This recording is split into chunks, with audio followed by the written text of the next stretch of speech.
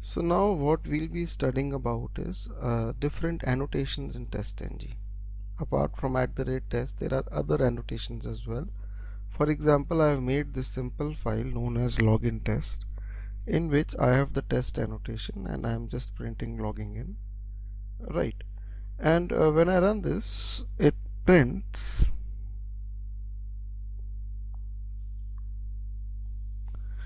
if you look at the output, run as TestNG test, right? So it will, in the console you will be able to see that it is printing logging in. Okay, right. Now there are other annotations like before test. Okay, you can import this.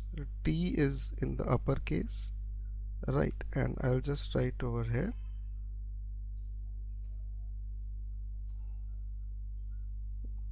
say a function like before test.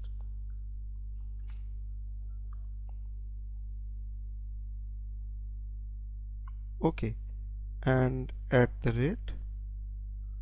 after test. Okay, there are annotations like this. Now what do they do? How are they helpful? Okay, let me run this and first show it to you what is the effect. So I'll just print after.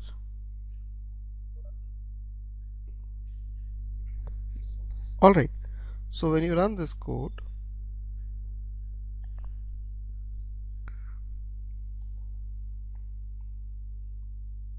it prints before and after. Okay, before and after the test case. So this is executed. There is a predefined order. Okay, before test will be executed before the test case, after test will be executed after the test case.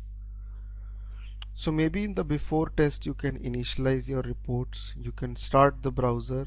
Okay, in after test you can simply close the browser, no matter whether the test is passing, whether the test is failing. Okay, before test will be executed before running the test, and after test will be executed after running the test. Okay, similarly you have other annotations like you have @test,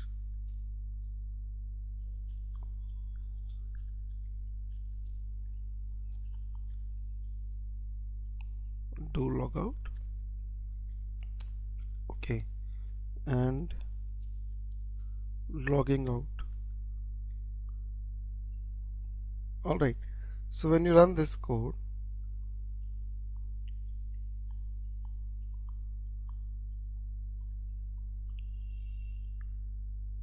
you see that before and after are printed.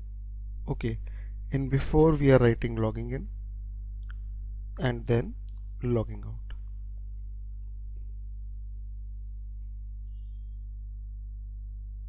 Alright, fine. So if you have any questions, you let me know. Right, now similarly there are annotations like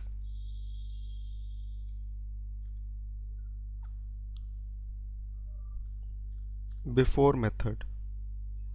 Okay, now you can write it over here, public void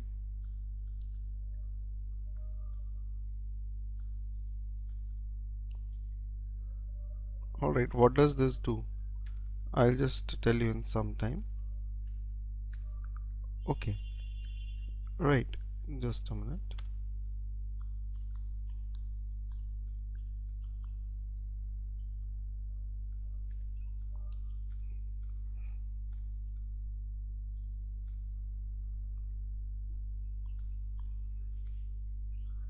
And other one is after method.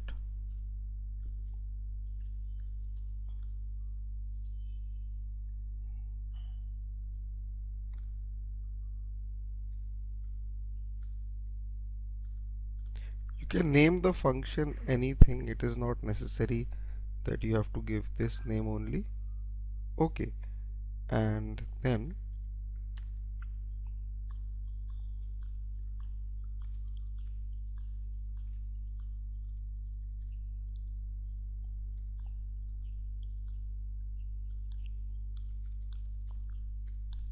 when you will run this, in the output you will see that before test and after test are just executed once. Okay, but before method and after method will be executed before and after executing every test case.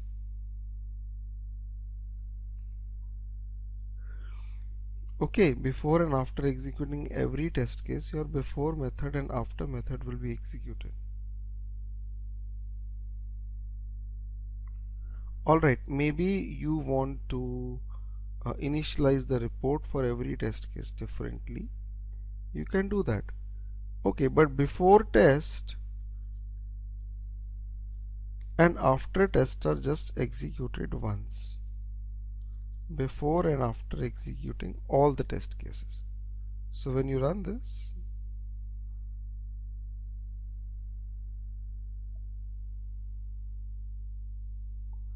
you see that total sorry, total test runs are 2.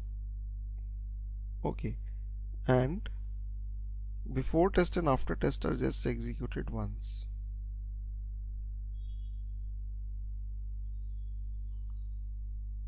Alright, similarly there is again one annotation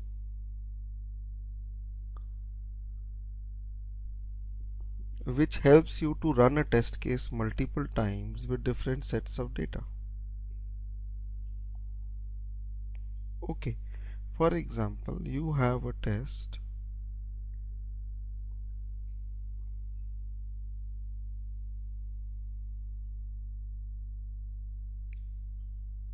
hold on. Okay, you have a test case like registration test.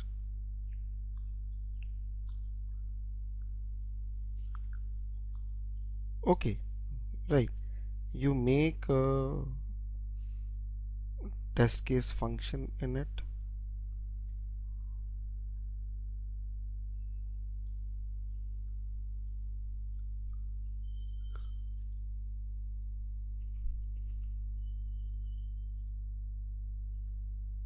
What am I doing? At the rate test.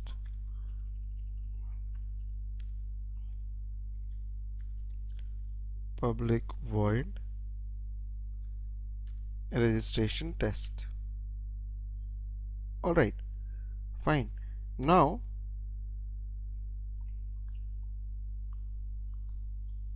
suppose you want to run this test case multiple times with different sets of data. Okay, so what we do is that we keep the data in a two-dimensional array. Okay, right. What we do is we keep the data in a two-dimensional array. What do you mean by two-dimensional array? Alright, what we do is that we make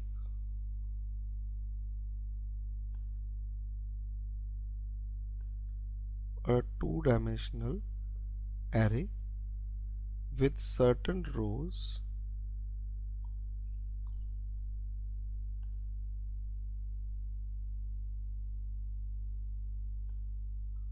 and certain columns. Okay, it is like an Excel file, you can say. Okay, right. And we make it in the memory and we store the data in a two-dimensional object array. Alright, the data, first set of data will go in the row number 1. Okay, what do you mean by first set of data? For example, your username, U1, password, email ID, phone number and all. Okay, so every row, this is row 1. Number of rows are equal to number of data sets you have. Okay, right. So in the other row you can write the other set of data with which you want to run the test case.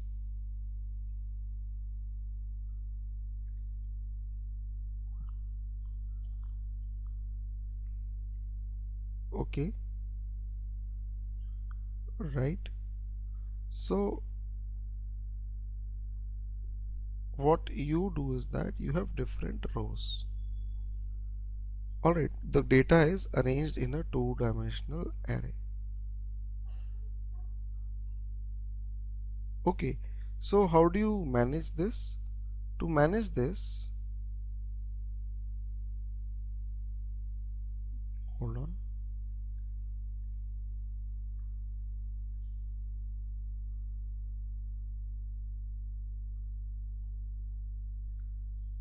Just a minute.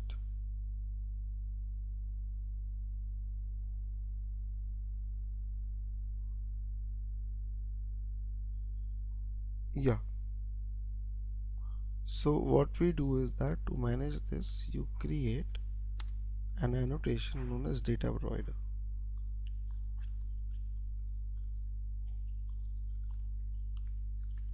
Okay, which returns this annotation returns a two-dimensional object data array. Okay, right. So this object array has got certain number of rows and columns. I'll write over here, say data 3 2.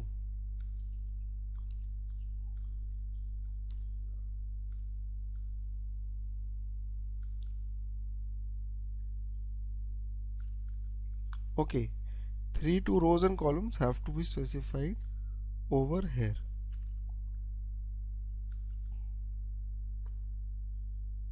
Okay, so there are 3 rows. The first parameter is rows and 2 columns in this particular object array.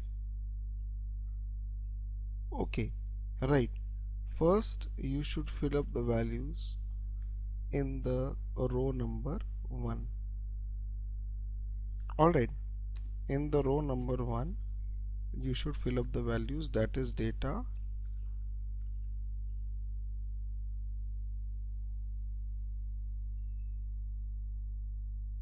0 0.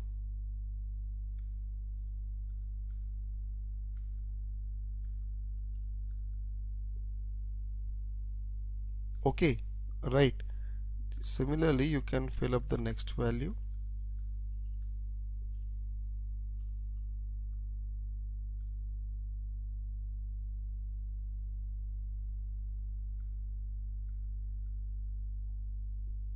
Since there are just 2 columns, you will have 2 such values. Similarly, you can fill up the second row.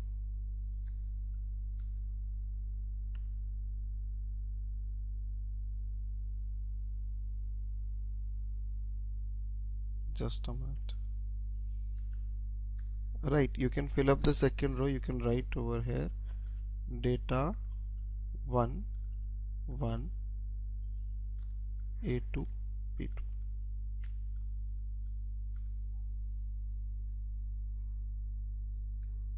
Then 2 0 2 1 and A3 P3 and return data. So this is data provider, which has a two-dimensional object array, and you can write in front of the test annotation that the data provider for this class is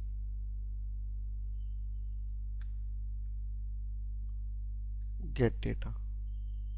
The first thing which you need to do is that you need to create a two-dimensional object array, okay, with certain number of rows, row 1, row 2, row 3. Okay, fill up the values. Alright, make sure if you are writing 3 rows, you are filling up 3 rows. Alright, then you need to connect the test case to the data provider. Alright, you need to connect the test case to the data provider. You need to tell the test case that the data will come up from this function.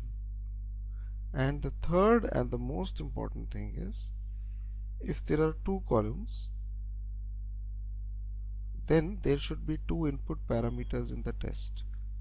The first one would be the username and password. Are you hearing some background noise, guys?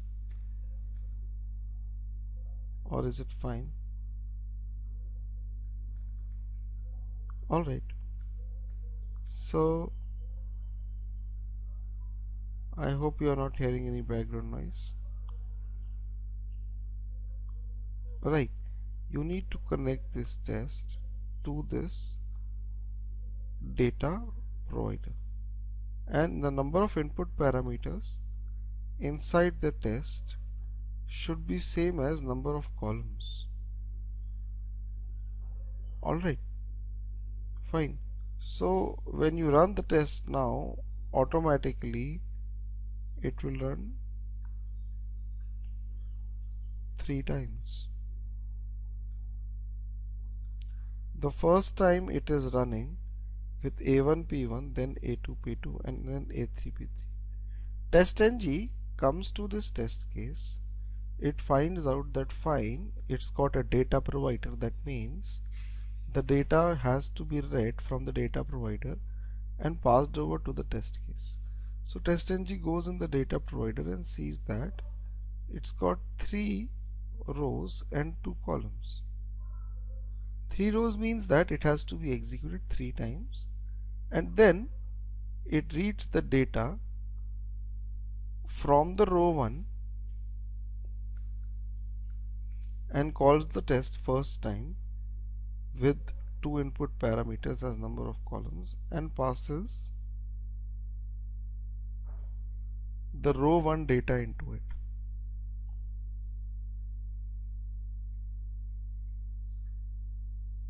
Okay, right, and then after that the row 2 and the row 3. You can print, you can write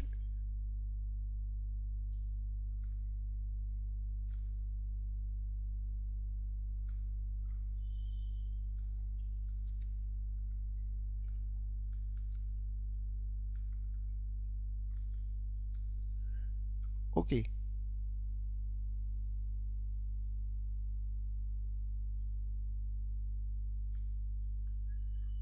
If you look at the output, you see that it is printing. So you can run one test case multiple times as well.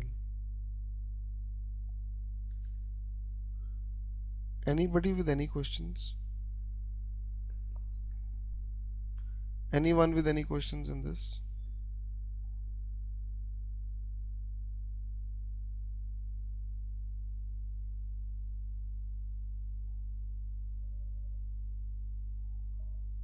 Anybody?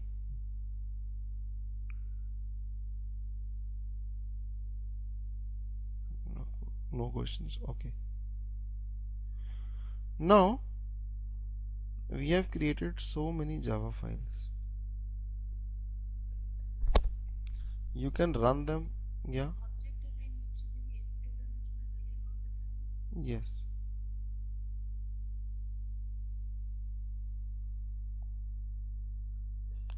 Okay. Now these are all the Java files which we created. Every Java file has a certain test in it. You can run all the Java files together in a batch as well. Okay, with the help of a class known as TestNG.xml. Okay, testng.xml is a file, not a class. It's a XML file with which you can batch run the test cases. Okay, hold on.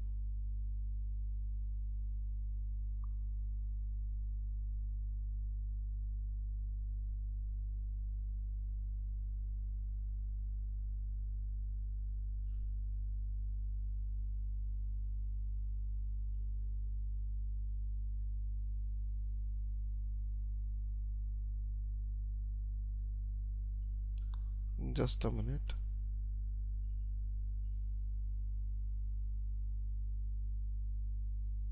Yeah, this is the file. I'll copy it and paste it over here.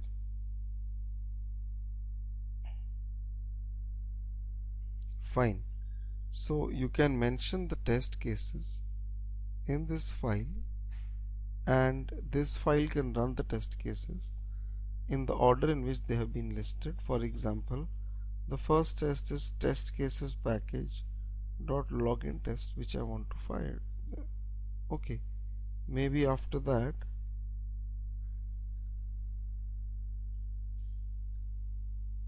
I want to file registration test.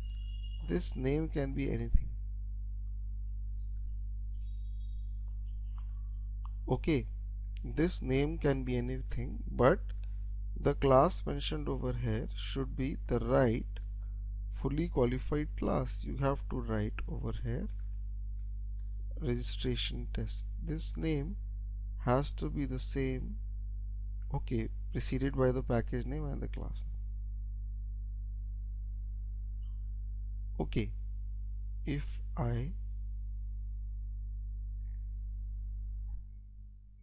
I copy this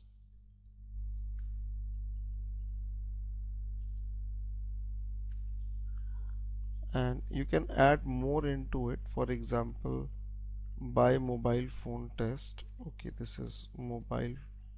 All right, and the class is test cases dot by mobile phone test.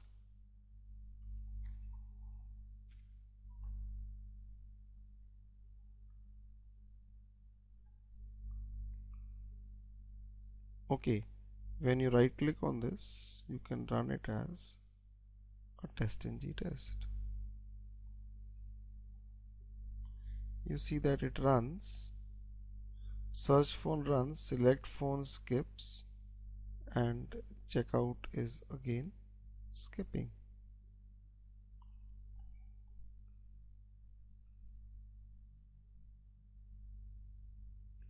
Registration test is not executing.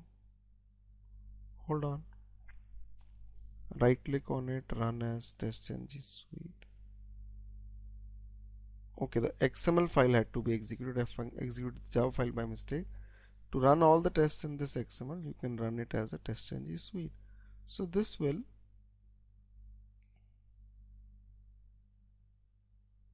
run all the test cases. See, the login test gets executed multiple times with different sets of data. The registration test is getting executed.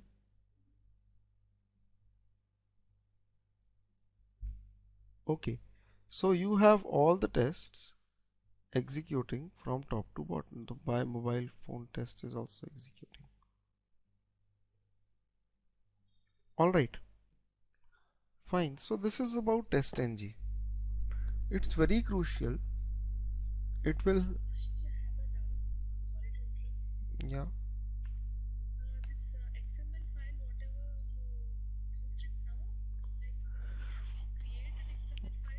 You can create it or you can copy mine.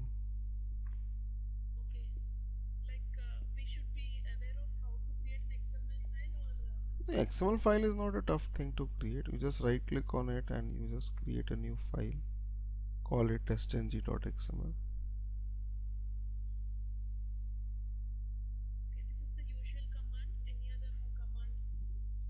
There are some more, but these are more than enough.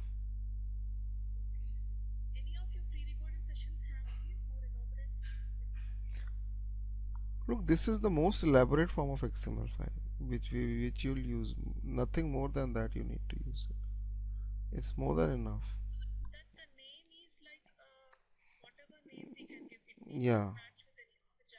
Yes, this name has to match with the Java file. Yes. All right. Yeah. So now, one thing, if in this XML file the test cases will run serially, but you can also run them parallelly. Okay, I'll create a new Java project, call it TestNG Parallel.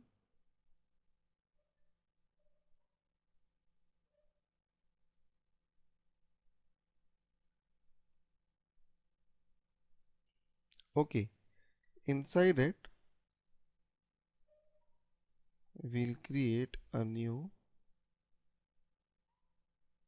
package known as test cases. Alright, and then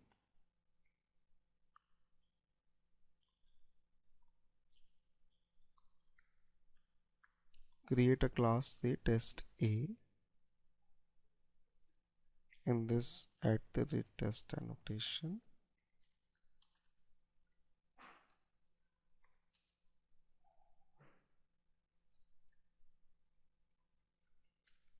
test A, add the TestNG library, import the test annotation, and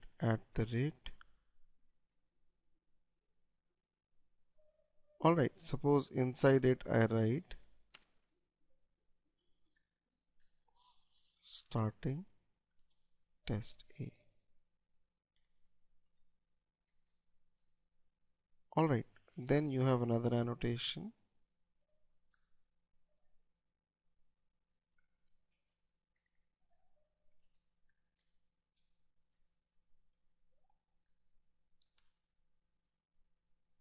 test B, okay, in which I will write starting test B.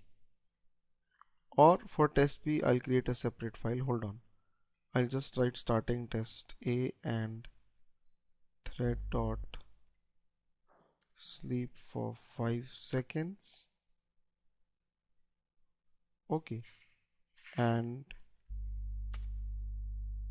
ending test A. Right. Similarly,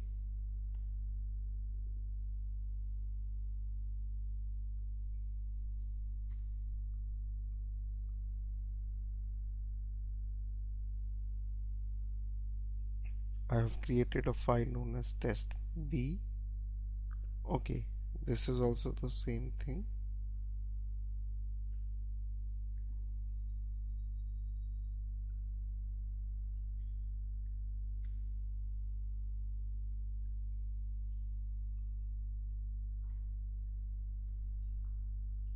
Alright, and similarly,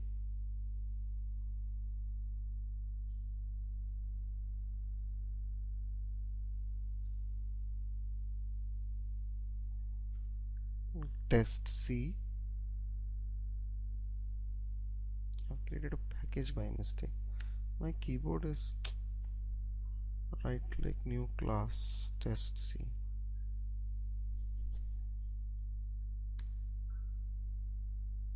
Inside it, I'll again copy the test,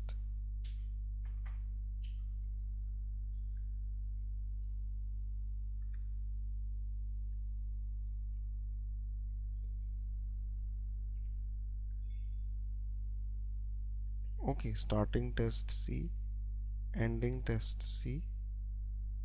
Alright, and now these are the 3 files. Each of them can be executed as a TestNG test. Alright, now if I copy the testng.xml and paste it over here, and I just write the 3 test cases. That is, the first test cases dot test A,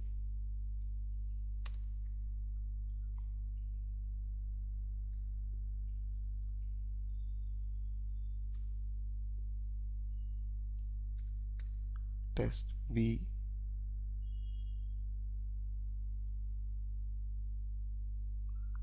and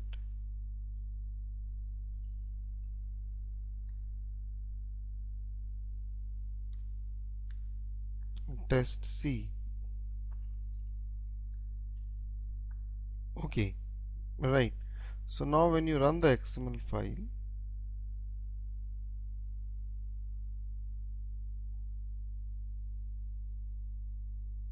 see it writes starting A, it will wait for 5 seconds and ending A, then starting B, 5 seconds wait, okay, and C. So it runs the 3 test cases. Alright, and you get an output like this. Now you can also run or invoke the 3 test cases which I mentioned in this XML file. You can invoke them in a parallel way. You can parallelly run the test cases. You can write over here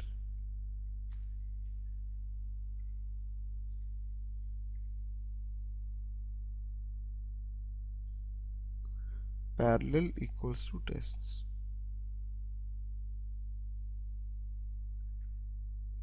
Okay, and when you run this file,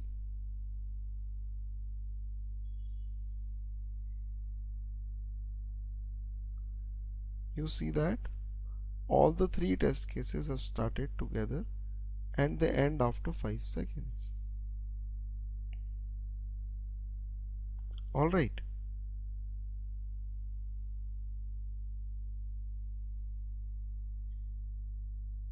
Oops, not a PH.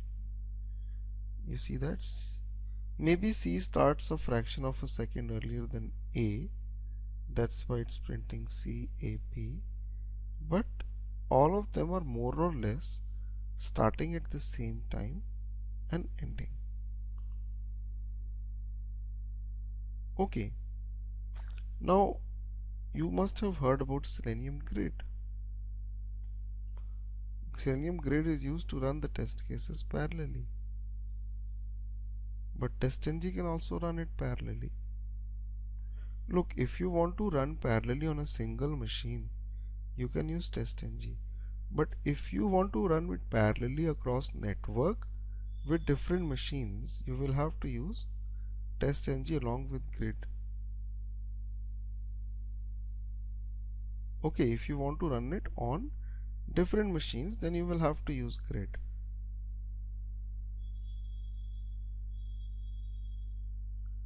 Alright, so this was about TestNG. We will study Grid as well. Okay, TestNG can parallelly run the tests on one machine, but for multiple machines, you will have to combine Grid with TestNG. Okay, we will study Grid, right? Okay, now anybody with any questions? Anything? So the next thing is we are basically going to start off with the framework. Probably we can do hybrid framework. Okay. No, Sadhna, actually I was traveling. I did not check anything. I will check it after the class today. Okay. Yes, Srujna, if you don't write parallel over here, then you will have to, the tests will be executed serially. See this. Serially as mentioned in testng.xml. If I don't write parallel, and run the XML file.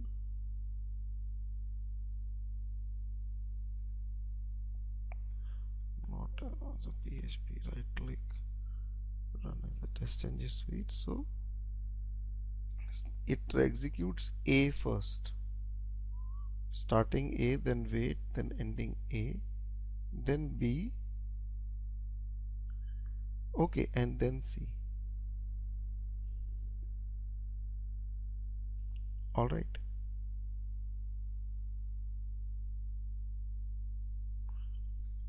So writing parallel equal to tests will run the test cases parallelly.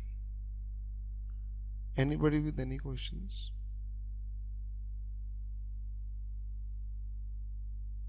No, it considers different test cases. That's why it writes total test runs 3.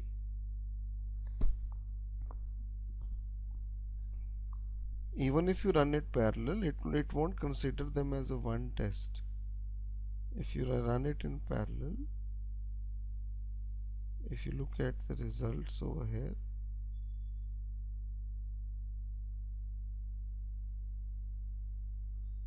if you look at this, then you have all the tests together.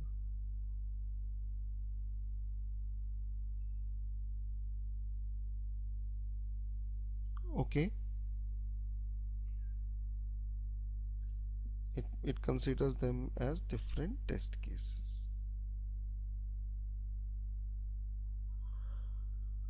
Now about the framework, we need to study Excel management as well, XLS reader file. Okay, and then we need to study how to manage a framework as well. Okay, now what is a framework? It's an end-to-end full-fledged project. Okay, we'll study Excel management inside it as well, reporting as well. Okay, so I'll start off with the framework tomorrow. Okay, actually I've come over to a marriage unexpectedly. I had to travel, so we can do it tomorrow. Okay, and we'll also see the Excel reading part. I'll upload the video as well for today. Anyone with any questions? Anything? TestNG is done, Selenium is done, Excel reading is remaining, how to manage data in Excel and pass it over to the test cases. Okay, framework is there. I'll take another 10 classes or something for the framework. It will take a lot of time, 10 to 12 classes. Okay, so whatever I have taught you till date, please revise that. Okay, because after this the frameworks, they become a little tough as well to manage. Alright, so I'll stop here. Okay,